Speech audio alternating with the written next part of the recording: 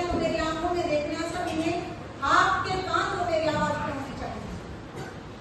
श्रद्धावान लभते ज्ञानम तत्पर संयते इंद्रिय ज्ञानम लब्धवा पराम शांति मच्चिरेणा विगच्छति।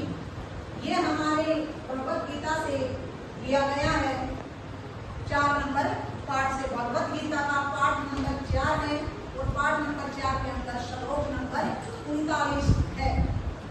इसमें क्या बताया है कि जितेंद्रिय साधन प्रायण और श्रद्धावान मनुष्य ज्ञान को प्राप्त करता है तथा ज्ञान को प्राप्त होकर वह बिना देरी के तत्काल ही भगवत प्राप्ति परम शांति को प्राप्त हो जाता है। कई बार आपका मेडिटेशन करवाया जाता है ना कि आपके नाम के आने वाले हिस्से को देखिए, करता है ना, तो वो आपका ध्यान केंद्रित करने के लिए किया जाता है।